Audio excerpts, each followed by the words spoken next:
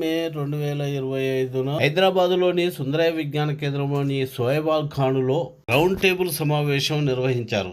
Operation ఖగారును నిలిపివేయాలి, శాంతి చర్చలను ప్రారంభించాలని ఆదివాసీ హక్కుల పోరాట సంఘీభావ వేదిక ఆధ్వర్యంలో ఈ సందర్భంగా వివిధ రాజకీయ పార్టీలు, ప్రజా సంఘాలు, ప్రజాస్వామికవాదులు అధిక సంఖ్యలో పాల్గొని మాట్లాడారు. ఈ సందర్భంగా రాకేష్ తల్లి మాట్లాడుతూ, నా బిడ్డ చదువు కోసమని హైదరాబాదుకు వచ్చింది. ఈ 7 ఏళ్ల కాలంలో హైదరాబాదు నుంచి ఎటుపోయిన విషయము నాకు కానీ నా కుటుంబ సభ్యులకు కానీ తెలియదు. కానీ ఈరోజు తను ఒక సామాజిక పోరాటంలో ముందుండి తను ప్రాణాలు వదిలిండని తెలిసింది.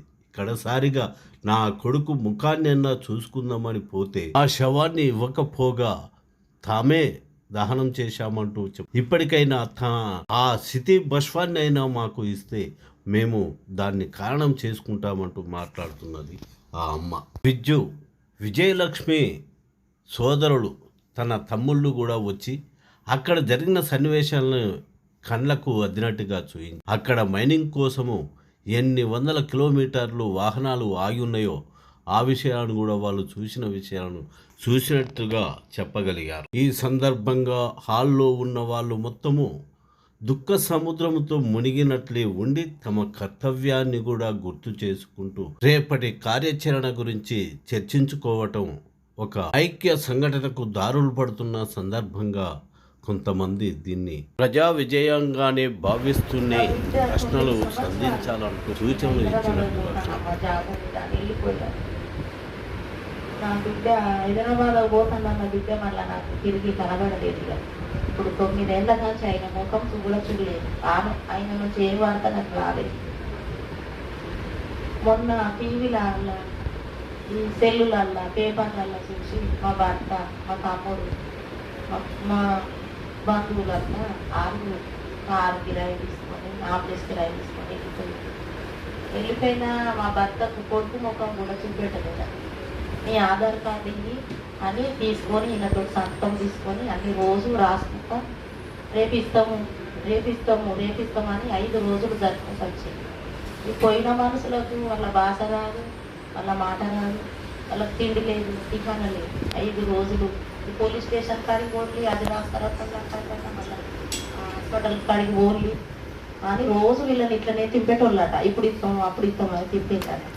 లాస్ట్కి వచ్చే వరకు నిన్న నా బిడ్డను తిరిగి వస్తుంది రోజు నేను లాస్ట్ మొక్కం చూసుకుంటాను అనుకున్నాను. నిన్న ఎస్పీ ఆఫీసుకు పిలిచి మీరు సంతకాలు పెట్టుకోండి, మీ చెవులు మీకు ఇయ్యము, వాసన పట్టినాయి అని మేము సంతకాలు పెట్టామని వీళ్ళు చేసి వచ్చింది. నా బిడ్డను లాస్ట్కు నేను ఒక బొక్కలు కూడా చూసుకునే అదృష్టం సంతకానికి లేదా అని నేను కోరుకుంటాను. ఆ మోడీ కూడా ఒక కన్న తల్లి బిడ్డే. ఏ రాజకీయ నాయకుడైనా కన్న తల్లి బిడ్డే.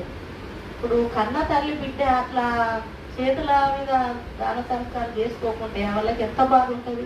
ఆ మోడీకి కుటుంబం లేదు, భార్య లేదు, పిల్లలు లేరు. ఆయనకు బాగా తెలియదు. ఇప్పుడు ఇక్కడి ప్రభుత్వానికి తెలియదు. ఇప్పుడు చంద్రబాబు నాయుడుకు కూడా ఒక కుటుంబం ఉన్నది కదా, కన్న పిల్లలు ఉన్నారు కదా. ఆయన కన్న పిల్లలు తన ముందు చచ్చిపోయి వేరే వాళ్ళు దానం చేస్తే ముఖం కూడా లేకుండా చంద్రబాబు నాయుడికి ఎంత బాగుంటుంది అతనికి తెలుస్తుంది. మోడీ అంటే తెలియదు.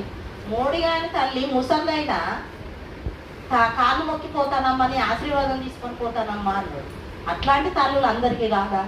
ఆ మోడీకి కనబడతలేదా? మోడీ ఎట్లా ఎందుకు మా మీద, నాకు మా బిడ్డల మీద ఎందుకు అంత కక్ష కట్టిండు? వాళ్ళు చేసిన పాపం ఏంటి, మేము చేసిన పాపం ఏంటి? ఆ పిల్లలను ఎందుకు అట్లా ఆడ ఆపుదాలు చేసి వాళ్ళకి ఇచ్చి ఎవరు ఇచ్చిండ్రు, వాళ్ళు గాలబెట్టారు. ఇప్పుడు తల్లిదండ్రులకు బరువు పెడతారని ఏ తల్లిదండ్రులు అయినా అనుకుంటారు. లేకుంటే తల్లుల ముందర పిల్లలు చచ్చిపోతే తల్లిదండ్రులు దానం చేసుకుంటారు. కానీ గవర్నమెంట్కి ఎక్కడిది హక్కు? తల్లిదండ్రులకు ఉండాలి హక్కు అని నేను కోరుకుంటున్నా. నా బిడ్డను నాకు ఇప్పుడు బొక్కలైనా వెళ్ళం చేరుకొని నా బొక్కలనైనా దానం చేసుకుంటా అందరికి కోరుకుంటున్నా. గవర్నమెంట్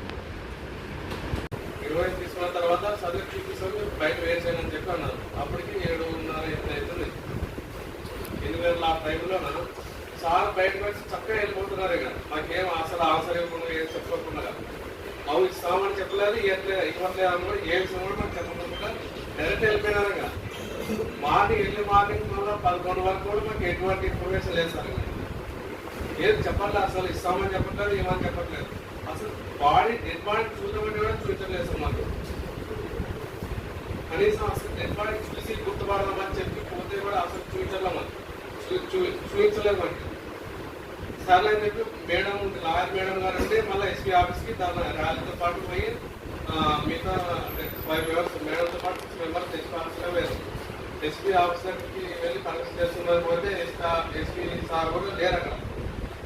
1 అవర్ వెయిట్ చేసి ఇస్తారు అక్కడ. మా దగ్గర ఎవరైతే ఇన్ఫర్మేషన్ తీసుకున్నారో పోలీస్ ఆఫీసర్ ఆ సార్ అక్కడికి వచ్చినారు. అప్పుడు ఎస్పీ ఆఫీస్ దగ్గరికి వచ్చి మమ్మల్ని పేర్లు చెప్తున్నారు, చనిపోయిన బాడీస్ పేర్లు చెప్తున్నారు. పేర్లు చెప్తుంటే మధ్యలో మీడియా వాళ్ళకి వీడియో తీస్తున్నారు. వీడియోని తీసుకున్నారని చెప్పి గట్టిగా అరుచుకుంటా సీరియస్ అవ్వకుండా అక్కడ నుంచి వెళ్ళిపోయినారు. మీరు రండి నా ఎంపర్ రండి అని చెప్పి అక్కడ నుంచి మళ్ళీ పోలీస్ స్టేషన్ వరకు తీసుకెళ్ళారు. పోలీస్ స్టేషన్ క్వార్టర్స్ అక్కడ తీసుకెళ్ళారు. అక్కడ తీసుకెళ్ళిన తర్వాత police officers head police officers వస్తారు. మీ అందరూ ఇన్ఫర్మేషన్ ఇవ్వండి, మీ ఆధార్ కార్డు ఇవ్వండి అని చెప్పి ఎవరైతే ఫ్యామిలీ పర్సన్ డిపార్ట్మెంట్ ఫ్యామిలీ వస్తున్నారో 5 మంది వచ్చి ఒక ఆధార్ కార్డు ఇవ్వండి చెప్పంటే ఆధార్ కార్డు చూపిస్తారు.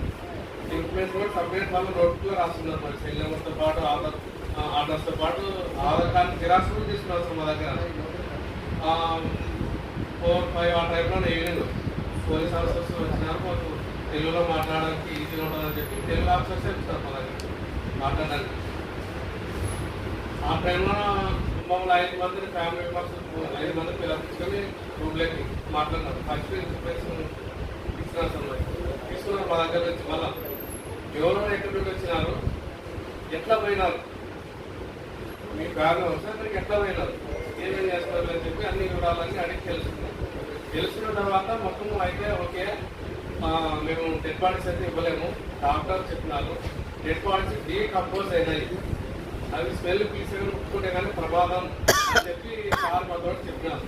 చెప్పిన తర్వాత అయినా కానీ మేము తీసుకెళ్తాం బాడీస్ మాకు అప్పచెప్పడం అంటే మీకు అప్పచెప్పడం అంటే కుదరదు, ఎందుకంటే అవి చాలా ప్రమాదం అని చెప్పి డాక్టర్ చెప్పినారు.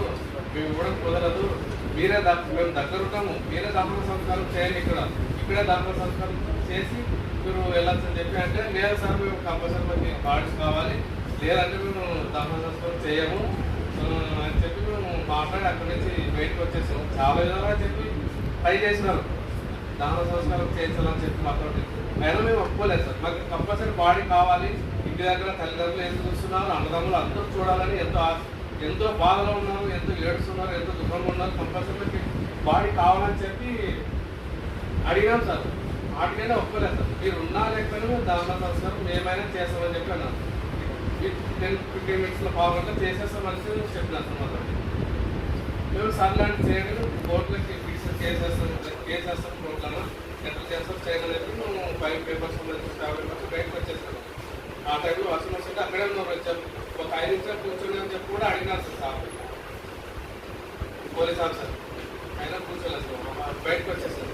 బయటకు వచ్చిన తర్వాత అక్కడ అన్ని కార్యక్రమాలు ఏర్పాటు చేసేవారు, ఏదో తెలియదు సార్. మొత్తానికి మీడియా వాళ్ళు వీడియో తీసినారు సార్. అక్కడ మొత్తం మీడియా వాళ్ళు ఏదో ఇచ్చినారు, వీడియో తీసిన తర్వాత నాకు చూపించినారు బ్రహ్మ సంస్కారం అయిపోయింది చేయించాలని తర్వాత కనీసం చూడడానికి అక్క బాడీని అక్క ముఖం చూసి గుర్తుపడమని చెప్పదామని చూద్దామని పోతే అసలు కనీసం బాడీ కూడా డెడ్ బాడీ కూడా చూపించాలని పెట్టారు సార్. ఎంతవరకు కరెక్ట్ లేదు.